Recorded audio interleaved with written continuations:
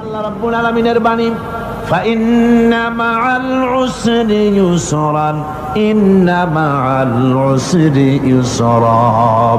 আল্লাহ পাক বলেন, জেনে রাখো, দুঃখ এবং কষ্টের সাথে রয়েছে সুযোগ আর সুবিধা, আর অসচ্ছলতার সাথে রয়েছে উদার সচ্ছলতা। জোরে কোন সুবহানাল্লাহ। কাজে ভয় পাওয়ার কারণ নাই, হতাশ হওয়ার কারণ নাই। মন আশায় বুক বেঁধে রাখো। গুনাহ করেছো, হতাশ হয়ো না। যুবকদের গুনাহ করা স্বাভাবিক।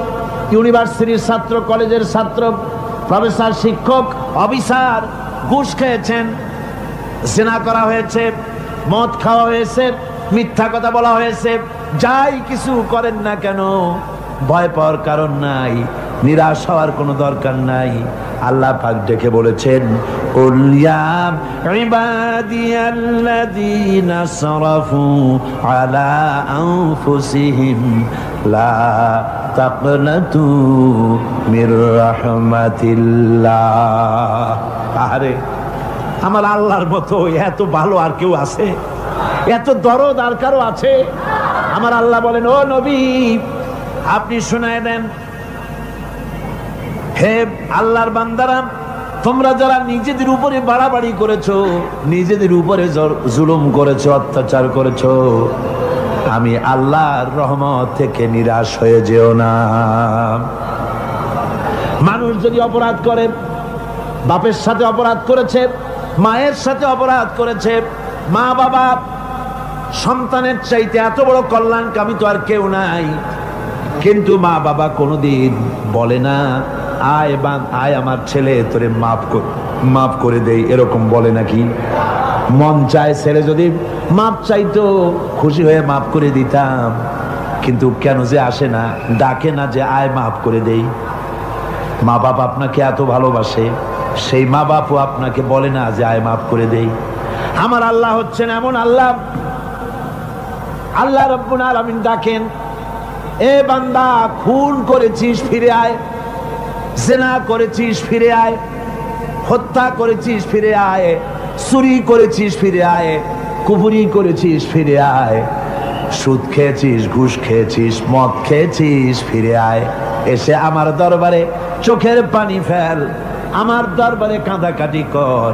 ইন্নাল্লাহা ইয়াগফিরুয যুনুবা জামিআ ইন্নাহু হুয়াল গফুরুর রহিম।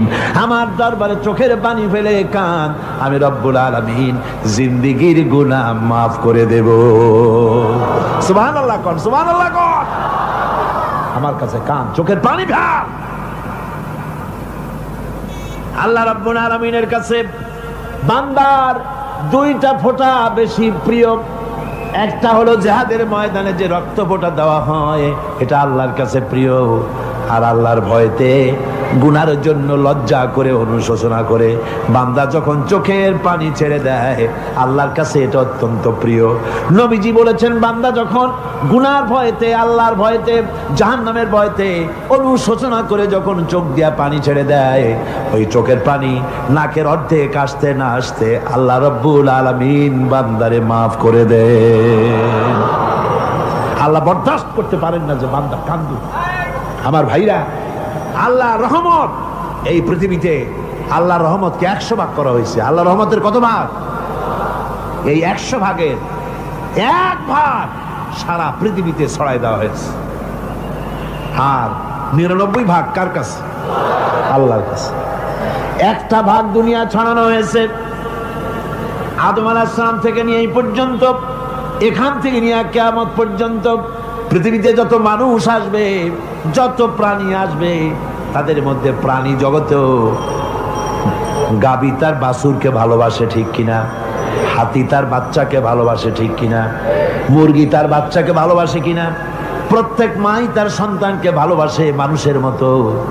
এই ভালোবাসা, স্নেহ, এই মমতা, এই করুণা, এই মহব্বত একটা ভাগ দুনিয়ায় দেওয়ার পর আপনি আর আমি যতটুকুন ভাগে পেয়েছি সেই মহব্বতে, স্ত্রীর মহব্বতে অস্থির, মায়ের মহব্বতে অস্থির, সন্তানের মহব্বতে অস্থির। এখন চিন্তা করেন, একটা ভাগ সারা পৃথিবীতে বিতরণ করার পর যেটুক পেয়েছি তাতে যদি এত মহব্বত হয়, তাহলে এর 99 ভাগ মহব্বত যে আল্লাহর কাছে জমা আছে, এই বান্দার জন্য তার কত মহব্বত, এই বান্দার জন্য কত করুণা তার, কত মহব্বত তার, কত দয়া তার। এজন্য আল্লাহ রাব্বুল আলামিন বলেছেন, নাব্বি ইবাদি আন্নী আনাল গফুরুর রহিম। ও আমার নবী, সুসংবাদ দিয়ে দাও, বান্দাদেরকে শোনায় দাও যে আমি আল্লাহ তাআলা ক্ষমাশীল আর দয়াবান। হুজুর কাঁদতেছিলেন, হযরত ওমর রাদিয়াল্লাহু তাআলা আনহু এসে দেখেন হুজুর একা কাঁদতেছে। হুজুর জিজ্ঞেস করছেন, হযরত ওমর জিজ্ঞেস করলেন, হুজুর আপনি কাঁদেন কেন একা একা? হযরত ওমর বলেন, আমি যখন প্রশ্ন করলাম নবীজি বললেন, আমার কাছে কিছু আগে জিবরাইল এসেছিলেন, জিবরাইল এসে আমাকে বললেন আল্লাহ পাক বলেছেন, হে আমার নবী, ইসলামের ভিতরে থেকে যে সমস্ত মানুষগুলো ইসলামের ভিতরে থেকে চুল আর দাড়ি পাকায় দিছে, কিয়ামতের দিন এই লোকগুলারে আমি শাস্তি দিতে আমার শরম হবে। হযরত ওমর বলেন, হুজুর উম্মতের জন্য কত বড় খোশ খবর এটা, আর আপনি কাঁদতেছেন। হুজুর বলেন, ওমর তুমি জানো না আমার কান্নার কারণ ভিন্ন। আমার কান্নার কারণ হলো যে আল্লাহ রাব্বুল আলামিন কিয়ামতের দিন দাড়ি চুল পাকা বান্দারে শাস্তি দিতে শরম করবেন। সেই দাড়ি চুল পাকা বান্দাগুলি আল্লাহর সাথে নাফরমানি করতে শরম করে না। আমি এই লজ্জায় কাঁদতেছি। ভাইরা, হুজুর আল্লাহ পাক বলেন, ও আমার নবী, রাতের আধারে যখন একটা বুড়া আমার দরবারে হাত উঁচু করে, একটা বুড়া মানুষ রাতের আধারে যখন আমার দরবারে হাত উঁচু করে আর যখন বলতে থাকে, রব্বুল আলামিন আমার পেছনের জীবনটা বড় খারাপ করেছি, এমন কোনো কাজ জীবনে করি নাই যা তোমার কাছে কিছু দাবি করতে পারি, সব রকমের নাফরমানি করেছি, আজ আমি বুড়া হয়ে গেছি, কামাই করতে পারি না, ছেলে আমাকে চোখে দেখতে পারে না, পুত্রবধূ আমাকে ঘরে জায়গা দেয় না, আমার স্ত্রী আমাকে দেখতে পারে না, রোজগার করতে পারি না, হাঁটতে পারি না, চলতে পারি না, সবার কাছে আমি তিতা হয়ে গেছি, আমি দাঁড়াতে পারি না, কোমরে ব্যথা পাই, হাঁটুতে ব্যথা পাই, চলতে পারি না, কানে শুনতে পাই না, চোখে দেখতে পারি না, আর তোমার কাছে কিছু চাইয়া নেব এমন ভালো কাজও করি নাই। এইভাবে যখন বান্দা কাঁদতে থাকে আমার দরবারে, ও আমার হাবিব আমার রহমতের দরিয়ায় জোশ মেরে যায়, আমার শরম হয় এই বুড়াটারে কেমনে খালি হাতে ফিরাইয়া দেই। সুবহানাল্লাহ, সুবহানাল্লাহ। আমার আল্লাহর এত দয়া, আমার আল্লাহর এত মায়া, এত মহব্বত। আমার আল্লাহ রাব্বুল আলামিন বলেন, ওয়াইযা সালাকা ইবাদি আন্নী ফাইন্নী করিব। ও আমার হাবিব, আমার বান্দা আমার ব্যাপারে প্রশ্ন করে, আমি বান্দার একদম নিকটে। কোরআন শরীফের ভিতরে যত জায়গায় রাসূলকে বলা হয়েছে সুয়ালের কথা, আপনাকে প্রশ্ন করা হয়, আল্লাহ তার জবাব কুল এই কথা বলে জবাব দিয়েছেন। যত জায়গায় সুয়াল এসেছে, যেমন কোরআনে কারীমের মধ্যে আল্লাহ পাক বলেন, ওয়ায়াসআলুনাকা আনিল মাহিদ, মেয়েদের হায়েজ সম্পর্কে জিজ্ঞাসা করা হয়, কুল হিয়া আযা, হে নবী আপনি বলুন। এভাবে করে কুল দিয়ে জবাব দেওয়া হচ্ছে। আবার প্রশ্ন করা হচ্ছে, ওয়ায়াসআলুনাকা আনিল আনফাল, এই গনিমতের মাল সম্পর্কে হুজুর আপনাকে, হে নবী আপনাকে প্রশ্ন করা হয়। আল্লাহ কুল দিয়া জবাব দিলেন, আল্লাহ বলেন আপনি বলেন। ওয়ায়াসআলুনাকা আনিল খামরি ওয়াল মাইসির, আল্লাহ পাক বলেন নবী আপনারে প্রশ্ন করা হয়, কুল ফীহিমা ইসমুন কাবীর, আল্লাহ কুল দিয়া বললেন তুমি বলো। আবার বলা হলো, ওয়ায়াসআলুনাকা আনিল আহিল্লা, কুল হিয়া মাওয়াকিতু লিন্নাস। ও নবী, আপনাকে প্রশ্ন করা হয় চাঁদের ক্রমবর্ধমান এবং ক্রমহ্রাস, এই যে বাড়ে আর কমে, পূর্ণিমা হয় অমাবস্যা হয়, কেন হয়? আপনি বলুন। কুল, আপনি বলেন, এটা আমি অর্থ এবং সময়, বছর আর দিন গণনা করার জন্য পৃথিবীবাসীদের জন্য বিনা পয়সায় একটা ক্যালেন্ডার বানাইয়া আকাশে ঝুলাই রেখেছি। এভাবে যত জায়গায় এসেছে আপনাকে প্রশ্ন করা হয়, তত জায়গায় আল্লাহ জবাব দিয়েছেন কুল, আপনি বলেন। গোটা কোরআন শরীফের ভিতরে এই একটি মাত্র জায়গা যেখানে বলা হয়েছে আপনাকে প্রশ্ন করা হয়।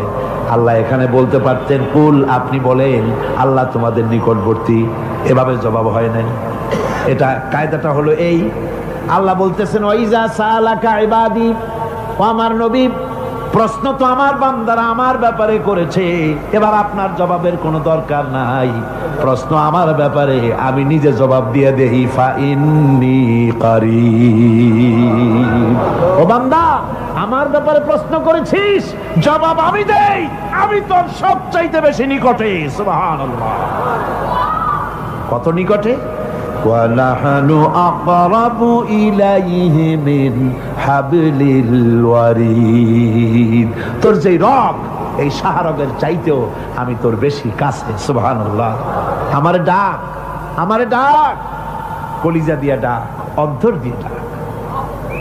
মনের থেকে মানুষ যদি ডাকে, মুখের ডাক আর মনের ডাক এক জিনিস নয়।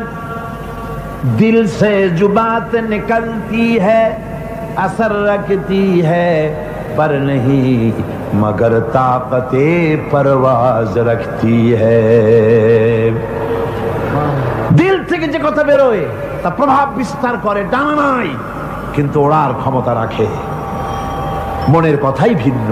মন থেকে, দিল থেকে, কলিজা থেকে, অন্তরের গভীর কন্দর থেকে মুহাব্বতের সাথে কেউ যদি একবার বলে আল্লাহ, বলেন আল্লাহ, আল্লাহ, আল্লাহ। আল্লাহ রাব্বুল আলামিন বলেন, অন্তরের অন্তঃস্থল থেকে একটি বার যদি বান্দা বলেন আল্লাহ, আল্লাহ বলেন 70 বার সাড়া দিয়া জিজ্ঞেস করি, বান্দা কি চাও, আমি তোমার কাছে আছি। সুবহানাল্লাহ। আমি তোর একদম কাছে, কি চাস বল, বল আমার কাছে। এমন দয়াবান, এমন মেহেরবান, এমন আল্লাহ আমাদের। সে আল্লাহ রাব্বুল আলামিন, তিনি বলছেন وَقَالَ رَبُّكُمْ উদউনি আস্তাজিব লাকুম। তোমাদের রব বলেছেন আমারে ডাকো, আমি আল্লাহ ডাকের সাড়া দিয়া দেব। সুবহানাল্লাহ। কারে ডাকতে হবে? কারে ডাকতে হবে? এই বিশাল জনসমুদ্র একযোগে চিল্লা কোন কারে ডাকতে হবে? কোন পীর সাহেবকে নয়, আল্লাহর কসম কোন খাজা বাবাকে নয়, ডাকতে হবে কারে? চিল্লা কোন কারে? ওয়াকালা রাব্বুকুম উদউনি, তোমার রব তোমাকে বলতেছে আমারে ডাকো, আস্তাজিব লাকুম, আমারে ডাকবে আমি সাড়া দিয়ে দেব। সুবহানাল্লাহ। আল্লাহকে ডাকেন। কি চাই আপনার বলেন, কি চাই? আল্লাহর কাছে চান, আল্লাহ দিয়ে দিবেন। দেওয়ার জায়গা আল্লাহর কাছে চাইবেন, আল্লাহ দিবেন। দেওয়ার জায়গা, চাওয়ার জায়গা হলো সেজদায় পড়ে যাবেন। আমার ভাইয়েরা, জায়গাটা চিনায় দিলাম। মাজারে যাওয়া লাগবে না, কবরে যাওয়া লাগবে না। 2 রাকাত নামাজ পড়ে সেজদায় পড়ে গিয়া যত বিপদ আছে, মুসিবত আছে, সেজদার মধ্যে চোখের পানি ছেড়ে দেন আর কেন্দে কেন্দে জীবনের কথা বলেন। আল্লাহ রাব্বুল আলামিন আপনার আওয়াজ শুনবেন আর দোয়া কবুল করে নিবেন। কাঁদতে হবে আল্লাহর কাছে। কার কাছে? আল্লাহর কাছে। সুম্মা ইস্তাগফিরুল্লাহ, আর এরপরে সে যদি আমি আল্লাহর কাছে ক্ষমা চাই, ইয়াজিদিল্লাহ গফুরার রহিমা, সে আমি আল্লাহকে গফুর এবং রহিম হিসাবে পাবে। সুবহানাল্লাহ। আল্লাহকে গফুর এবং রহিম হিসাবে পাওয়া যাবে। সব আল্লাহকে বলতে হবে, গুনাহ মাফ চাইতে হবে। এই জন্য হুজুর সাল্লাল্লাহু আলাইহি ওয়াসাল্লাম দৈনিক 100 বার তওবা করতেন। কোন হাদিসে আছে 70 বার, কোন হাদিসে আছে 100 বার তওবা করতেন। নামাজের পরে তো প্রত্যেক নামাজই পড়তেন হুজুর, সালাম ফিরাতেন আর সাথে সাথে বলতেন আল্লাহু আকবার, আস্তাগফিরুল্লাহ, আস্তাগফিরুল্লাহ, আস্তাগফিরুল্লাহ। মনে থাকবে আপনাদের? মনে থাকবে? সালাম ফিরাইয়া কি বলবেন? না, সালাম ফিরাবার সাথে সাথে বলবেন আল্লাহু আকবার, তারপরে পড়বেন আস্তাগফিরুল্লাহ, আস্তাগফিরুল্লাহ, আস্তাগফিরুল্লাহ। তওবা পড়বেন, আল্লাহর কাছে সবসময় গুনাহ মাফ চাইতে থাকবেন, বিনীত থাকবেন। আল্লাহকে পাওয়া যাবে, তাকে রহিম হিসেবে পাওয়া যাবে।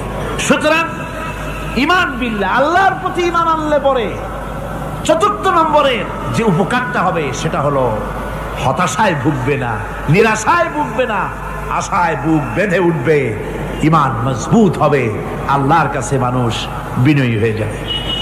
এবার পঞ্চম নম্বরের উপকার আমি বলছিলাম, ঈমান বিল্লাহ, আল্লাহর প্রতি ঈমান আনলে পরে অসংখ্য উপকার হয়, অসংখ্য বৈশিষ্ট্য আছে। এর 6টা উপকারের কথা আমি বলবো। কয়টা? অসংখ্য উপকারের ভিতরে প্রধান 6টি উপকারের কথা বলবো। এর বললাম কয়টা? 4টে বলছি। এবার বলো পঞ্চম উপকারের কথা। আল্লাহর প্রতি আপনি পূর্ব পশ্চিমে কতবার মুখ ঘোরালেন, এটাই কিন্তু আপনার আসল সৎ কাজ নয়। আসল সৎ কাজ হলো আল্লাহর প্রতি ঈমান আনা। এই ঈমানের ব্যাপারে 3টা দিন আমরা পার করে দিলাম, এখনো কথা শেষ হয় নাই। আল্লাহর প্রতি ঈমান আনলে পরে যে উপকারটা হবে পঞ্চম নম্বরে, সেটা হলো কঠোর এবং কঠিন বিপদের ভিতরে বান্দার ভিতরে অবিচলতা এবং ধৈর্যের সৃষ্টি হয়ে যাবে। আলহামদুলিল্লাহ। কঠিন বিপদ মুসিবত আসলে পরে সে অবিচল থাকবে। সারা দুনিয়ার বিপদ আপদ, শত্রুতা, দুঃখ, কষ্ট, মুসিবত, জুলুম, নির্যাতন সবকিছু পাহাড়ের মতো উঁচু হয়ে তাকে ঘিরে ফেলবে, কিন্তু তাকে এক চুলও নাড়াতে পারবে না। আলহামদুলিল্লাহ। সারা পৃথিবী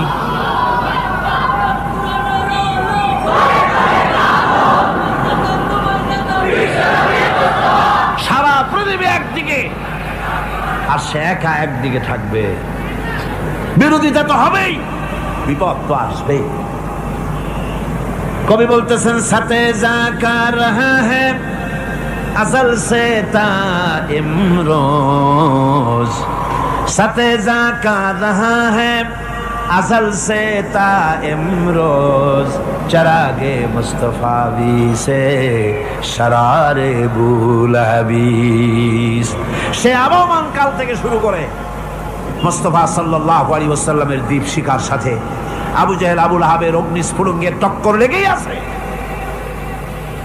রাসূলুল্লাহ আল্লাহর দেওয়া এই বিধান, এই দ্বীনের বাতিটা টিম টিম করে চলেছে। আর গর্কি, টর্নেডো, হাজার হাজার মাইল বেগে হেরিকেন এসেছে, গর্কি এসেছে, টর্নেডো এসেছে, টাইফুন এসেছে, কিন্তু এই আলো নিবাইতে পারে নাই। সুবহানাল্লাহ।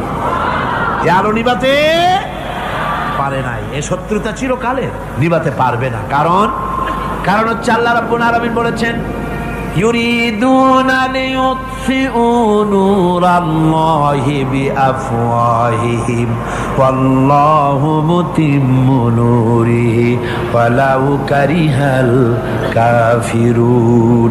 ওরা চায় মুখের ফু দিয়ে আমার আলোকে নিভিয়ে দেবে, কিন্তু আমি আমার আলোকে পূর্ণতা দান করব। তাতে কাফের বেঈমানদের কলজায় যত জ্বালা যন্ত্রণা হোক, আমার দ্বীন কেউ মিটাই দিতে পারবে না। সুবহানাল্লাহ। সুতরাং বিপদে অবিচলতা আসবে, সে অটল হবে, মজবুত হবে। কোরআনে কারীম বলতেছে, ওয়া কাযালিকা জাআলনা লিকুল্লি নাবিয়্যিন আদুওয়াম মিনাল মুজরিমিন। এই পৃথিবীতে এমনি করে আমি সকল নবীদের শত্রু বানিয়েছি, সব পাপিষ্ঠ অপরাধীদেরকে। নবীদের সাথে বিরোধিতা করেছে কারা? পাপিষ্ঠরা, অপরাধীরা। আজও খুঁজে দেখেন, আজও ইসলামী আন্দোলনের বিরোধিতা যারা করে সবগুলি কি? পাপিষ্ঠ। সত্য কি না কর? ইসলামী আন্দোলনের বিরোধিতা যারা করে হিসাব করে, চোখ দিয়ে তাকায় দেখেন, খুঁজে দেখেন তাদের নামগুলি। মদখোর, জিনাকার, বদমাশ, চোর, হাইজাকার, বেনামাজি, লুটেরা, মিথ্যাবাদী, সবচাইতে সমাজের নিকৃষ্ট লোকগুলি ইসলামের বিরুদ্ধে করে।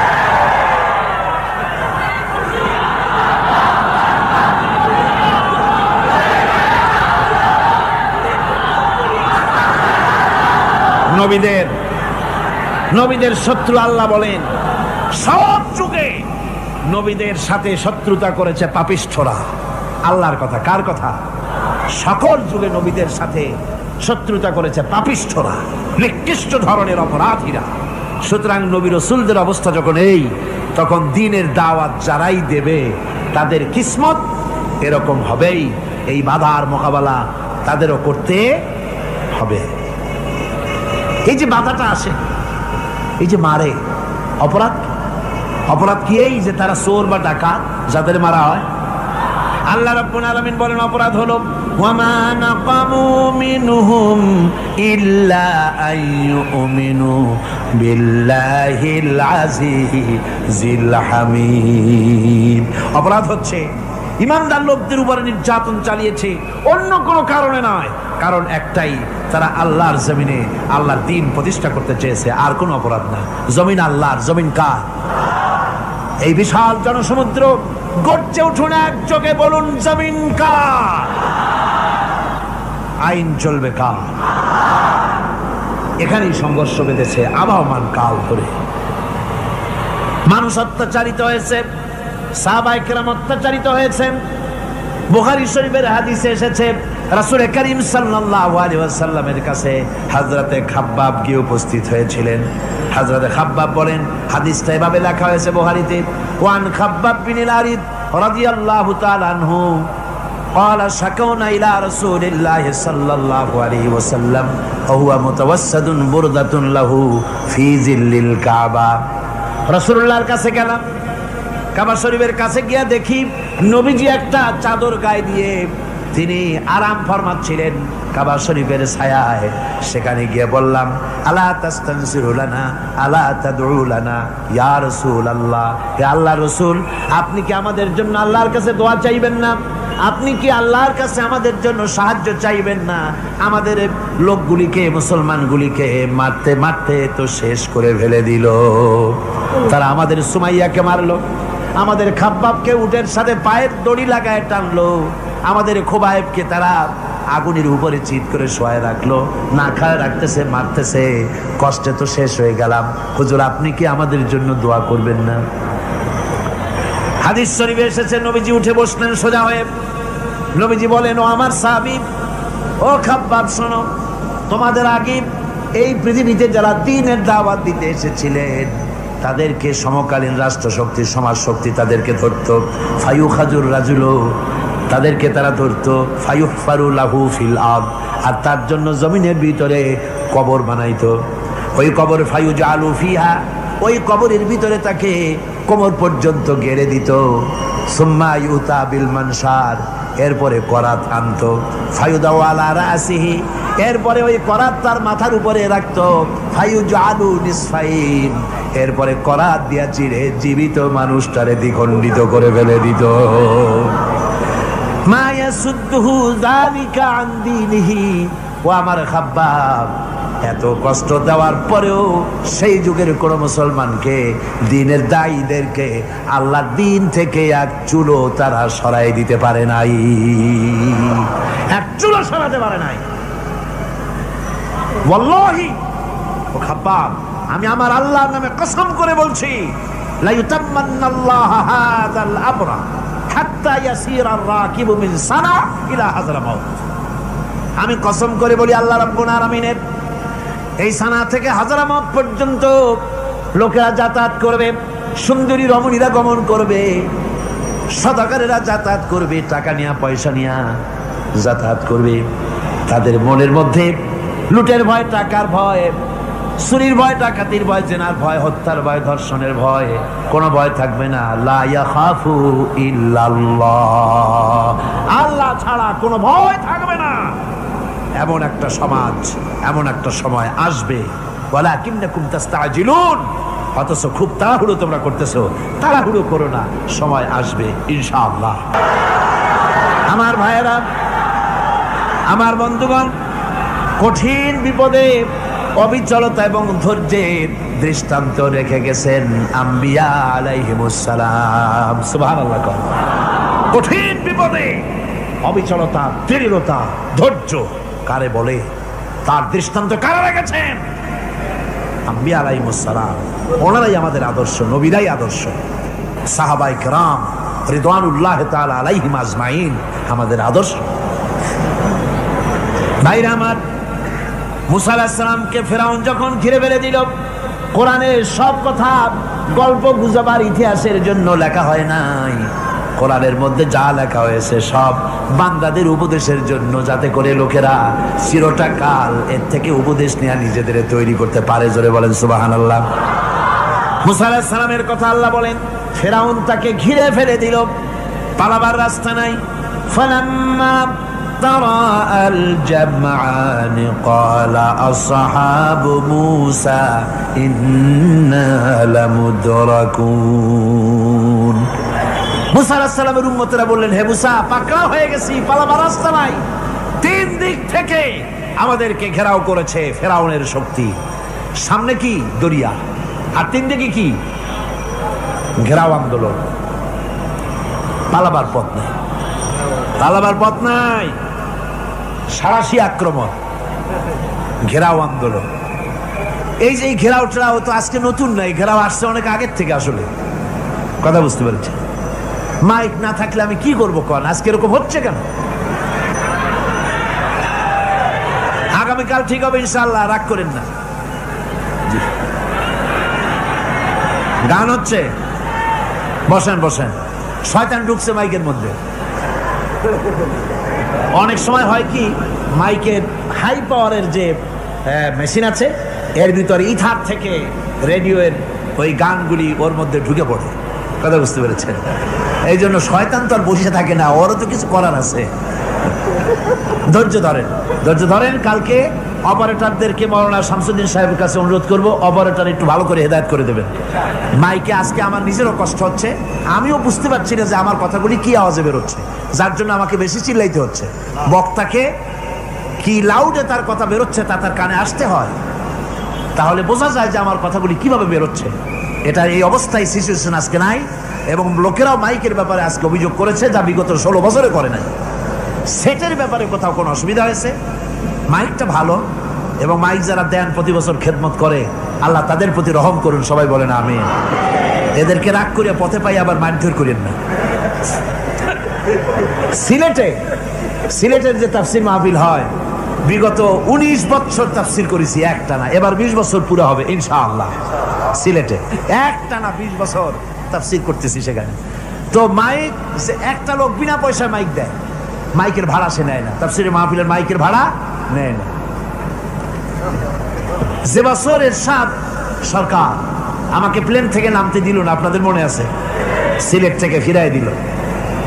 এই খবরটা মাইকম্যান যখন শুনেছে যে আমাকে নামতে দেয় নাই, ফিরাই দেওয়া হয়েছে, সাথে সাথে স্ট্রোক করেছে, হার্ট ফেল করে দুনিয়া থেকে বিদায় হয়ে গিয়েছে। সিলেটে তাফসির হতে পারবে না, এই কথাটা বরদাস্ত করতে পারে না। আমি কেঁদেছি আর দোয়া করেছি, আল্লাহ, কোরআনের মহব্বতের লোকটার এই অবস্থা হলো, তোমার জান্নাত তুমি দয়া করে তাকে দান করে দিও। কাজে কোনো ব্যবসায়ী চায় না যে তার ব্যবসাটা খারাপ হোক, লোকেরা মন্দ বলুক। এ মাইকের ব্যাপারে আপনারা আজকে রাগারাগ করেন না, যা হয়েছে কালকে ভালো হবে ইনশাআল্লাহ। সবাই বলেন ইনশাআল্লাহ। এখন চলেন আমরা ফেরাউনের অবস্থা দেখে গিয়া কি করতেছে ফেরাউন। মুসা আলাইহিস সালামকে ঘেরাও করে ফেলেছে, পালাবার উপায় নাই। একদিকে দরিয়া, তিন দিকে ফেরাউনের শক্তি। এই যে ঘেরাও টেরাও মানে নতুন তো না, ধর্মঘট নতুন না, পুরানা জিনিস। এই পৃথিবীতে সর্বপ্রথম ধর্মঘট কিসের উপরে হয়েছে জানেন? এই পৃথিবীর প্রথম ধর্মঘট হয়েছে পেঁয়াজ, রসুন আর ডাইলের উপরে, মুসা আলাইহিস সালামের জামানায়। লান নাসবিরা আলা তাআমিন ওয়াহিদ, আমরা এক রকমের খাদ্য আর খাবো না, আমাদের পেঁয়াজ দেওয়া লাগবে, ডাল দেওয়া লাগবে, রসুন দেওয়া লাগবে। সর্বপ্রথম ধর্মঘট হয় মুসা আলাইহিস সালামের জামানায়, সেখান থেকে শুরু হয়েছে। কিন্তু মশাল মিছিল যে আসলো কই থেকে, এইটা আমি খুঁজে পাইনি। পরে প্রত্যেকটা জিনিসের তো ইতিহাস আছে। আমি খুঁজতে খুঁজতে পেলাম, আমি জানি না এর ইতিহাস মূলে কোথায়, কিন্তু আমি যতদূর খুঁজে পাইছি সেটা হলো মশাল মিছিলের আবিষ্কার হয়েছে লঙ্কায় রাবণের সময়। হনুমানের লেজে আগুন দিয়া তারপরে লঙ্কা কাণ্ড ঘষালো, নামই আছে লঙ্কা কাণ্ড। হনুমানের লেজে আগুন দিয়ে রাবণ যে লঙ্কায় মশাল মিছিল করেছিল হনুমানকে দিয়া, ওই হনুমানের ওই সিস্টেমটা এখনো আমাদের দেশে চালু আছে। এইটা আসলে কোন ভদ্রলোকের এই মিছিল হওয়া উচিত না। আগুন নিয়ে কিসের মিছিল? আগুন হলো জাহান্নামের প্রতীক। আগুন কিসের প্রতীক? জাহান্নামের প্রতীক। যদিও আমাদের উপকারে লাগে, কাজে লাগে। সুতরাং আমরা যা করব প্রত্যেকটা জিনিসের পেছনে সুন্নতে নববীর কোনো না কিছু থাকতে হবে। কথা বুঝতে পেরেছেন? তিন দিক থেকে ঘেরাও হয়ে গেছে, পালাবার কোনো রাস্তা নেই। হযরতে মুসা আলাইহিস সালামের কাছে উম্মতেরা বললেন, পালাবার তো কোনো পথ নাই, এখন উপায়টা কি? আমাদের তো আর উপায় নাই। মুসা আলাইহিস সালাম দেখেন বিপদে পড়ে গেছেন, কিন্তু ধৈর্য হারান নাই, ভয় পান নাই। ভয় পাইছিলেন? ভয় পেয়েছেন? প্রশ্নই ওঠে না। মুসা আলাইহিস সালাম আল্লাহ পাক যাদেরকে বলেছেন উলুল আযম, রাসূল যাদের বলেছেন তার মধ্যে হযরত মুসা একজন উলুল আযম পয়গম্বর। চারটিখানি কথা না, আল্লাহ কথা বলছেন তার সাথে, কালিমুল্লাহ তিনি। সুবহানাল্লাহ। কর মুসা আলাইহিস সালাম শোনালেন, কাল্লা ইন্না মাইয়া রাব্বি সায়াহদিন। কখনো নয়, আমার উম্মতেরা ভয় পেও না, আমার রব অবশ্যই আমাকে পথ দেখাবে। সুবহানাল্লাহ। তিন দিক থেকে শত্রু, একদিকে দরিয়া, পালাবার কোন রাস্তা নাই। সেখানে দৃঢ়তার সাথে তিনি বলছেন, অবশ্যই আমার আল্লাহ আমারে পথ দেখাবে। সুবহানাল্লাহ। নবীরা এই দৃঢ়তা দেখিয়েছেন, অবিচলতা দেখাইছেন। আল্লাহ পাক মুসা আলাইহিস সালাম যখন এই দৃঢ়তা দেখালেন, এই অবিচলতা দেখালেন, সঙ্গে সঙ্গে জিবরাইল এসে হাজির হয়ে গেলেন। আল্লাহ পাক বলেন, ফাআওহাইনা ইলা মূসা আন আদরিব বিআসাকাল বাহরা ফানফালাকা ফাকানা কুল্লু ফিরকিন কাত্তাউদিল আযীম। মুসা আলাইহিস সালামকে আমি ওহী নাযিল করলাম, তাকে বললাম হাতে যে লাঠি আছে এই লাঠি দিয়ে আঘাত করো দরিয়ার উপরে। দরিয়ার উপরে আঘাত করলেন, একটা রাস্তা হয় নাই, 12টা রাস্তা তৈরি হয়ে গেল। আর দেওয়ালগুলা পাহাড়ের মতো উঁচা হয়ে গেল। দরিয়ার ভিতরে পাহাড়ের মতো উঁচা মজবুত 12টা রাস্তা। এবার মুসা আলাইহিস সালাম তার দলবল নিয়ে চললেন। আল্লাহ রাব্বুল আলামিন বলেন, ওয়া আনজাইনা মূসা ওয়া মান মাআহু আজমাইন। মুসা এবং তার সাথী সঙ্গীদেরকে আমি পার করে দিলাম। মুসা আলাইহিস সালাম এবং তার সাথী সঙ্গী নিয়ে যখন দরিয়ার মাঝখানে আসছে, ফেরাউন তার দলবল নিয়ে এসে গেছে। আসে দেখে নদীর মধ্যে রাস্তা। বাবা, খুব তো কায়দা। ও মনে করছে ওর বাজানের তৈরি করা ডিস্ট্রিক্ট বোর্ডের রাস্তা। ওর লোকজন নিয়ে নেমে গেছে দরিয়ার ভিতরে। ও আসছে মাঝখানে, মুসা আলাইহিস সালাম চলে গেছে ওপার, দরিয়া পার। মাঝখানে যখন এসে গেল, আল্লাহ রাব্বুল আলামিন পানিকে অর্ডার করলেন কুন। আল্লাহর তো বটন টেপা লাগে না, মুখ দিয়া কোনো হুকুম করা লাগে না, শুধু বলেন কুন। যে ব্যাপারে কুন বলেন ফায়াকুন, সাথে সাথে হয়ে যায়। আল্লাহ বললেন কুন, আর অমনি রাস্তা বন্ধ হয়ে গেল। এবার তুফান শুরু হয়েছে নদীতে, ঢেউয়ের উপরে ঢেউ, মৌজুন কাল জিবাল, পাহাড়ের মতো উঁচু হয়ে হয়ে ঢেউ আসতেছে। দলবল ঘোড়া আর অস্ত্রপাতি যা ছিল সব মরিয়া শেষ। এবার ফেরাউন একা উপরে ওঠে আর নিচে নামে, পানি খেতে খেতে পেটের কাম সারা। জনমের খাওয়া খাইছে পানি, এখন জান যায়, বাঁচবার আর উপায় নাই, বাঁচবার আর উপায় নাই। ফেরাউন তার নিজের জীবন সম্পর্কে হতাশ হয়ে গেল। এবার ফেরাউন বলতেছে, আমানতু আন্নাহু লা ইলাহা ইল্লাল্লাযী আমানাত বিহি বানু ইসরাঈল। আমি ঈমান আনলাম আল্লাহ ছাড়া কোনো ইলাহ নাই, ওই আল্লাহর উপর ঈমান আনলাম যে আল্লাহর উপরে ঈমান এনেছে বনি ইসরাইলেরা। আল্লাহ যাতে ঠিক পাইছে কোন আল্লাহর উপর ঈমান আনছে। বনি ইসরাইল আল্লাহর উপর ঈমান আনলাম, আল্লাহ এই তো মুসলমান হয়ে গেছি, এরপরও আমার সুবাও কেন? আল্লাহ রাব্বুল আলামিন জবাবে বলেন আল আন, এখন ওয়াকাদ আসাইতা ক্বাবলু ওয়া কুনতা মিনাল মুফসিদিন, এখন ঈমান আনার কথা বলছো, অথচ যুগের পর যুগ বছরের পর বছর ধরে আমার মানুষের উপরে মন গড়া আইন চালায়েছো, আমার পয়গম্বরের সাথে বেয়াদবি করেছো। আজ তোমাকে আমি ছাড়ছি না, তোমাকে আজকে ছেড়ে দেব না, আমি তোমাকে মারব। আর সমস্ত প্রাণীগুলিকে, স্থলচর প্রাণীগুলিকে আল্লাহ পাক অর্ডার দিয়া দিলেন, এই ফেরাউনের লাশকে ডুবাবি না, পচাবি না, খাবি না। আল ইয়াউমা নুনাজ্জিকা বিবাদানিক, আমি তোমার শরীরে বাঁচায় দেব। পোকে খাবে না, পানিতে পচবে না, মাছে খাবে না, কুমিরে খাবে না, দুনিয়ার কোনো পশুতে খাবে না।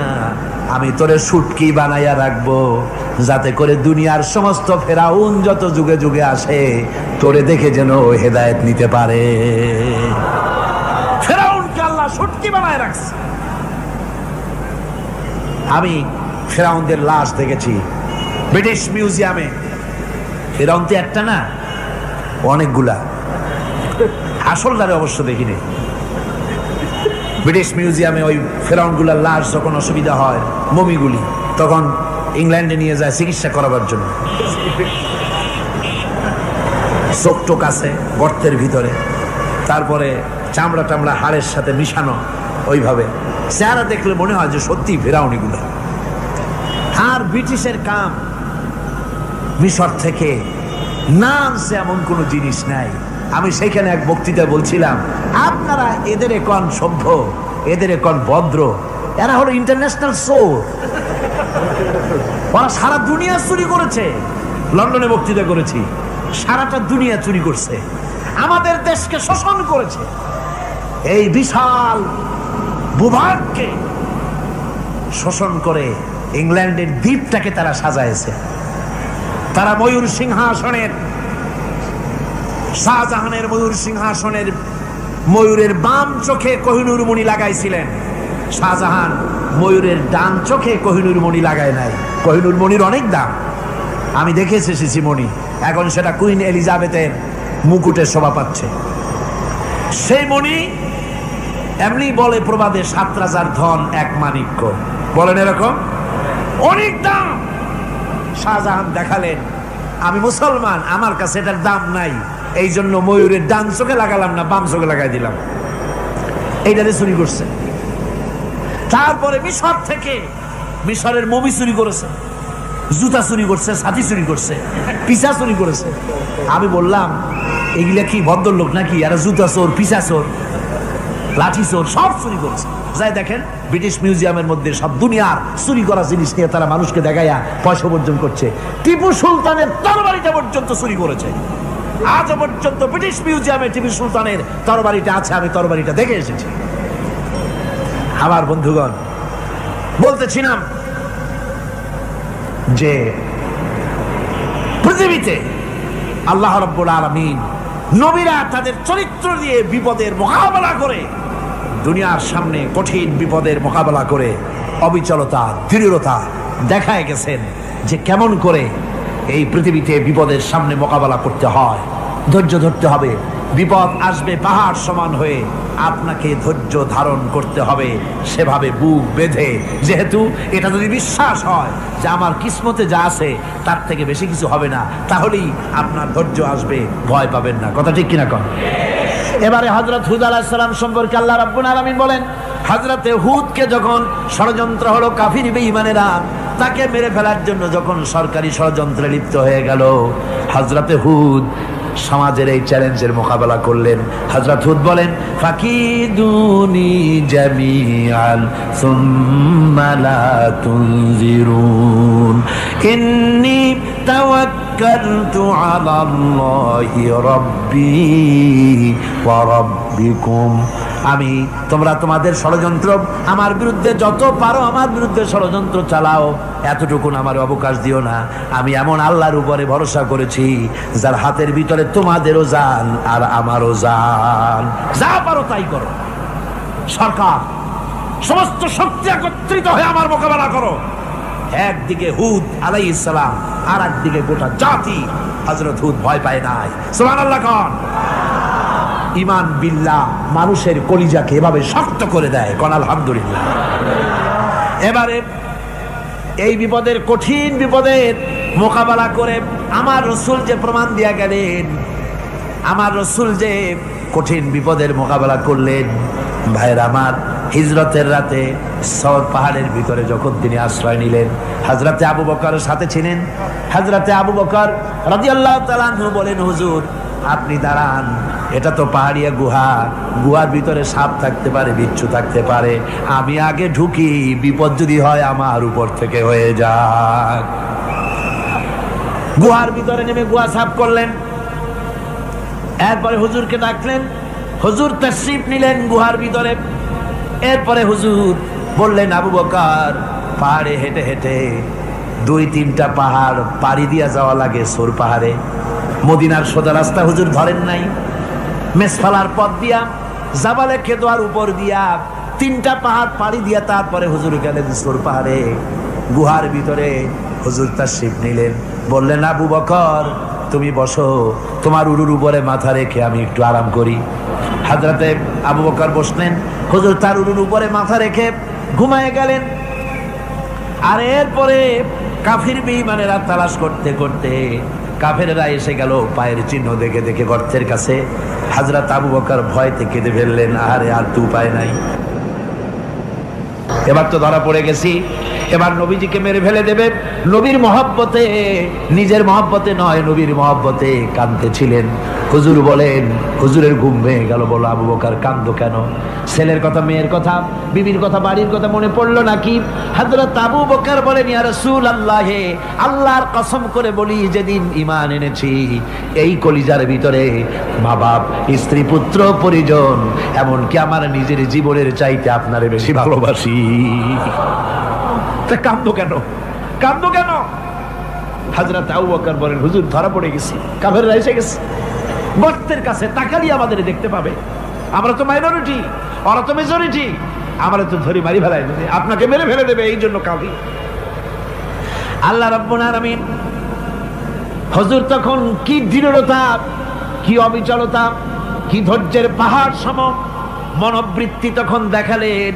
আল্লাহ কোরআন শরীফে চিরকাল যাতে মানুষেরা হেদায়েত নিতে পারে সেজন্য হুজুরের কথা উঠায় দিলেন কোরআনে। আল্লাহ পাক বলেন, ইযহুমা ফিল গার ইয ইয়াকুলু লিসাহিবিহি লা তাহজান ইন্নাল্লাহা মা'ানা। ও বন্ধু, ভয় পেও না, আল্লাহ আমাদের সাথে আছেন। সুবহানাল্লাহ কোন। আল্লাহ আমাদের সাথে আছেন। আমরা মাইনরিটি নই, আমরাই মেজরিটি। আল্লাহ আছে আমার সাথে, ভয় পাওয়ার কোনো কারণ নাই। সুবহানাল্লাহ। আল্লাহ পাক বলেন, ফাআনসালাল্লাহু সাকিনাতাহু আলাইহি ওয়া আইয়াদাহু বিজুনুদিন লাম তারাওহা। আমি এদের অন্তরের ভিতরে আমি শান্তি নাজিল করে দিলাম, প্রশান্তি দিয়া দিলাম, আর আমি সাহায্য করলাম, আর এমন সব সৈন্য পাঠায় দিলাম যে সৈন্যগুলি তোমরা দেখতে পাও নাই। সুবহানাল্লাহ ওয়া বিহামদিহি। ভাইরা আমার, রাসূল করিম সাল্লাল্লাহু আলাইহি সাল্লাম এই বিপদের মাঝে, চরম বিপদের মাঝে অবিচলতা, দৃঢ়তা, কঠিন আত্মনির্ভরতা দেখিয়েছেন। এগুলি হলো ঈমানের 5ম নম্বরের উপকারিতা। আল্লাহর প্রতি ঈমান আনলে এভাবে পাহাড় সম ঈমান মজবুত হয়ে যায়। জেলের পরোয়া করি না, ফাঁসির পরোয়া করি না, শহীদ হওয়ার পরোয়া করি না, মেরে ফেলে দেবে, উড়ায় দেবে, হত্যা করবে, পরোয়া করি না। পরোয়া করি কেবলমাত্র কাকে? জোরে বলেন কারে? এইরকম মুসলমান হাজার হাজার লাখ লাখ দরকার নাই, 313 জন যথেষ্ট। কয়জন যথেষ্ট? 313 জন যথেষ্ট। বদরে যারা জান দিয়ে মাল দিয়ে দিনকে প্রতিষ্ঠিত করেছিলেন, এরকম 313 জনই যথেষ্ট ছিল। এই দৃঢ়তা, এই অবিচলতা, এই ঈমান, এই ধৈর্য শিক্ষা দেয়, এই উপকার করে ঈমান বিল্লাহ। আল্লাহর প্রতি ঈমান আনলে এভাবে পাহাড়ের মতো শক্ত হয়ে যায় কলিজা। কোন আলহামদুলিল্লাহ। আমার বন্ধুগণ, এবার আমি বলবো সর্বশেষ উপকারের কথাটা বলি, মোনাজাত ছেড়ে দেব। কয়টার কথা বলছিলাম? উপকার 6টা উপকারের কথা বলেছি। অনেকগুলি বৈশিষ্ট্য, অনেকগুলি উপকারের মধ্যে আল্লাহর প্রতি ঈমানের 6টা উপকারের কথা 5টা বলা হয়ে গেছে। এবার 6ষ্ঠ নম্বর এবং শেষ নম্বর, এটা হচ্ছে আল্লাহর প্রতি ঈমান আনলে পরে তার দ্বারা সবচাইতে বেশি ফায়দা পায় সমাজ এবং রাষ্ট্র। কোন আলহামদুলিল্লাহ, কোন আলহামদুলিল্লাহ। আল্লাহর প্রতি ঈমানের দ্বারা নৈতিক সংশোধন হয় এবং রাষ্ট্র আর সমাজ সবচাইতে বেশি উপকৃত হয়। কারণ হলো ঈমানদার ব্যক্তি আল্লাহর প্রতি যে ঈমান এনেছে, তার মনের মধ্যে ধারণা এটা হয়, আমার কোনো কাজ তো গোপন থাকে না। ইন্নাল্লাহা লা ইয়াখফা আলাইহি শাইউন ফিল আরদি ওয়ালা ফিস সামা। আল্লাহর কাছে গোপন বলতে কিছু নাই, আকাশেও নাই, জমিনেও নাই, কোনো কিছু গোপন নাই। সুতরাং আমি যা করি সব আল্লাহ দেখেন এবং শোনেন। এমনকি মানুষ যে কল্পনা করে, সে কল্পনাও আল্লাহ টের পায় না, নাকি? টের পায় কিনা? وَإِن تُبْدُوا مِنْ أَنفُسِكُمْ أَوْ تُخْفُوهُ يُحَاسِبْكُم بِهِ اللَّهُ। মনের ভিতরে যে কল্পনা করো, আল্লাহ পাক বলেন এই কল্পনারও হিসাব আমি রব্বুল আলামিন তোমার কাছ থেকে নেব। ফায়ুআযযিবু মান ইয়াশাউ, যারে খুশি শাস্তি দেব, আর যারে খুশি আমি মাফ করে দেব। জোরে বলেন সুবহানাল্লাহ। ফায়াগফিরু লিমান ইয়াশা ওয়া ইউআযযিবু মান ইয়াশা, যারে খুশি মাফ করব, যারে খুশি শাস্তি দেব, কল্পনারও হিসাব নেব। এই কথা মুমিনের যদি জানা থাকে, তাহলে আর তার কোনো চিন্তা থাকে না, তার নৈতিক চরিত্র ভালো হয়ে যায়। কোন সুবহানাল্লাহ। আমার বন্ধুগণ, ঈমানদার লোক, আল্লাহর প্রতি ঈমান আসলে পরে সমাজ উপকৃত হয়, রাষ্ট্র উপকৃত হয়ে যায়। যেহেতু বান্দা জানে আমি দায়িত্বহীন কোনো কথা বলতে পারবো না, দায়িত্বহীন কোনো কাজ করতে পারবো না। আল্লাহ পাক বলেছেন, মা ইয়ালফিযু মিন কাউলিন ইল্লা লাদাইহি রাকীবুন আতীদ। বান্দা এমন কোনো কথা বলে না যে কথা আমার ফেরেশতারা রেকর্ড করে না রাখে। কাজী মুমিন ব্যক্তি আল্লাহর ভয়তে দায়িত্বহীন কথা বলবে না। নির্বাচন আসতে পরে রাস্তা সোনা দিয়ে বান্দায় দেব, এই করব সেই করব, না খাইয়া কেউ মরবেন না। আসে না নির্বাচনের সময় সারাগালি বদনারা মঞ্চে দাঁড়িয়ে কত বড় বক্তৃতা করে, ভাইয়ের আমার, বোনের আমার, এবার আমার বোতল মার্কা বাক্স, আপনারা আমাকে ভোট দিয়ে দেশ এবং জাতির আরেকবার 12:30 বাজাইবার সুযোগ দিন। এবার ক্ষমতায় গেলে কেউ না খাইয়া মরবেন না, কিন্তু কি খাইয়া মরবে তাও বলে না।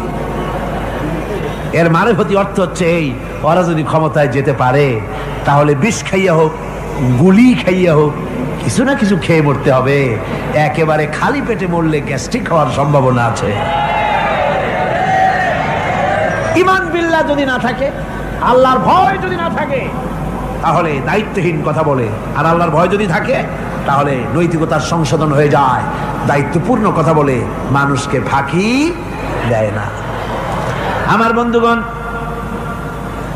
আল্লাহ রাব্বুল আলামিন তার বান্দা যারা আল্লাহকে ভয় করে, সে ভয় করা বান্দাগুলির মনের মধ্যেই চিন্তা এসে যায়, আমি যেখানে থাকি না কেন আল্লাহ আমাকে দেখতেছেন, শুনতেছেন। রাতে হোক দিনে হোক, যেখানে আছি আল্লাহ আমারে দেখতেছেন। আল্লাহ পাক বলতেছেন, ওয়া হুয়া মাআহুম ইজ يبيتون ما لا يرضى من القول وكان الله بما يعملون محيطا আল্লাহ পাক বলেন আমি তো আমার বান্দার নিকটে তখনও থাকি যখন সে গোপনে গোপনে রাতের বেলায় আমার মর্জির খেলাফ পরামর্শ করে। আমার মর্জির খেলাফ পরামর্শ করতেছে রাত্রে, আমি তো তখনও কাছে থাকি, ওটা আমি শুনি। ঈমান যদি আসে তাহলে এই সব কাজ থেকে সে বিরত থাকে। সে যদি কম হয় সেখানেও আল্লাহ, বেশিও যদি হয় সেখানেও আল্লাহ। এমন কোন জায়গা আছে নাকি চিটাগংয়ে যেখানে আপনি একটা আকাম করবেন আর আল্লাহ টের পাবে না? কোন আছে নাকি? আচ্ছা চট্টগ্রামে না থাকুক, বাংলাদেশের কোন জায়গা আছে নাকি? পার্বত্য চট্টগ্রামে যত পাহাড় আছে, উঁচু নিচে জায়গা আছে, ওই জায়গায় বোধহয় আছে নাকি? সারা পৃথিবীতে আছে কোথাও? আল্লাহকে ফাঁকি দেওয়ার জায়গা কোথাও? সব স্পষ্ট। আল্লাহ কি ঘুমায় নাকি? ঘুমায়? তার কাছে দিনও যায় রাতও তাই, সমানে তিনি দেখতে পান, শুনতে পান, সবকিছু দেখতে পান, সবকিছু শুনতে পান। তাকে ফাঁকি দেওয়ার কোনো উপায় নাই। এই জন্য ৬ষ্ঠ নম্বরের উপকার যেটা হয় সেটা হলো সমাজ উপকৃত হয় ওই মানুষ দিয়ে যার মধ্যে ঈমান আছে। হযরত ওমর রাদিয়াল্লাহু তাআলা আনহু রাতের আধারে শেষ রাত্রে ঘুরতেছিলেন, দেখেন এক বাড়িতে কথা হচ্ছে, কথাবার্তার আওয়াজ পাওয়া যায়, মনে করলেন কোনো অসুখ বিসুখ নাকি। ঘরে গিয়ে কান পাচ্ছেন দেওয়ালের সাথে, শুনতে পাচ্ছেন ভিতরে বুড়ি মা তার মেয়েকে বলছে, এই মেয়ে ওঠ, উঠের দুধ দোয়াই নিয়ে আসছি, এর মধ্যে পানি মিশা, তারপর সকালে বাজারে নিয়ে যা। মেয়ে বলছে, মা এই কামটা আমি পারবো না। কেন পারবি না? হযরত ওমর ফরমান জারি করেছেন, দুধে পানি মিশাতে নিষেধ করেছেন, কাজে এই কাজটা আমি পারবো না। আরে বেটি, আমিরুল মুমিনিন দেখ এখন কোথায় যায়, ঘুমায় আছে, সে কি দেখতেছে নাকি যে পানি মিশাই না কি মিশাই? মেয়ে বলতেছে, মা আমিরুল মুমিনিনকে ফাঁকি দেওয়া যেতে পারে, তার পুলিশ বাহিনীকে ফাঁকি দেওয়া যেতে পারে, কিন্তু আল্লাহ রাব্বুল আলামিনের চোখকে ফাঁকি দেওয়া যাবে না। হযরত ওমর এই কথা শুনে বাড়ি চলে গেলেন আর নিজের ছেলেকে ডেকে বললেন, ছেলে আমার, অমুক জায়গায় একটা বাড়ি আছে, সেখানে একটা যুবতী মেয়ে আছে, ওই মেয়েটার বিয়ে হয়েছে কিনা শোনো, যদি বিবাহ না হয়ে থাকে তুমি তোমার নিজের বিয়ের প্রস্তাব দাও। আমিরুল মুমিনিন এই মেয়েটা সুন্দরী কেমন, স্বাস্থ্য কেমন কিছুই দেখলেন না, দেখলেন তাকওয়া। কি দেখলেন? আল্লাহর ভয়। আল্লাহর ভয় যখন একটা জাতির মধ্যে আসে, পুলিশ লাগে না, পুলিশের কাজ কমে যায়।